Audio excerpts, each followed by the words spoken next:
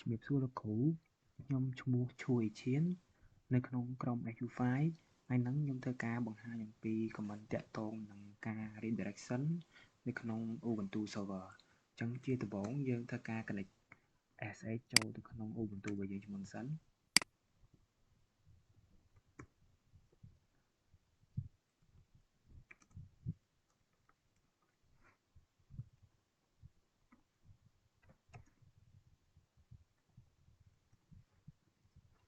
ចឹងឥឡូវនេះយើង connect ចូលទៅដល់ Ubuntu server របស់យើងហើយដំបូងយើងទៅលេខមើល file របស់យើងសិនដើម្បីយើងធ្វើការ redirect អញ្ចឹងនៅនេះវាមាន file ច្រើនយើងធ្វើការបង្កើត file ថ្មីមួយថា a5.text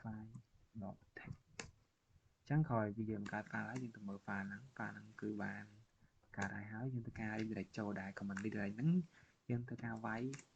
គឺថា ls etc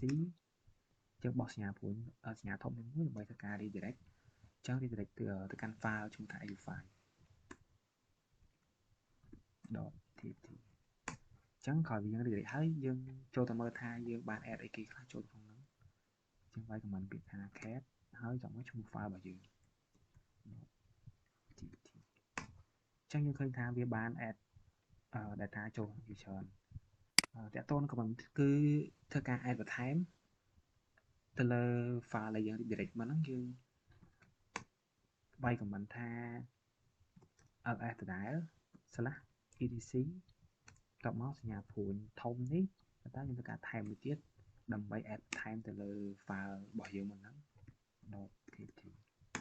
ញ្ចឹងយើងក្រោយពីការយើង add នេះហើយយើងធ្វើការ add វាម្ដងទៀតទៅតាមពី requirement របស់ដែលលោកគ្រូបានដាក់ឲ្យអញ្ចឹងក្រោយពីយើង add តាម command ហ្នឹងហើយយើងធ្វើការ cat ទៅមើល file របស់យើង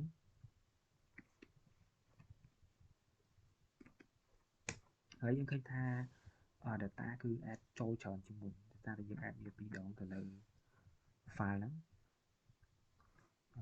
ជាចុងវីដេអូរបស់ខ្ញុំមានតែប៉ុណ្្នឹងឯងលោកគ្រូអរគុណច្រើនជំរាបលា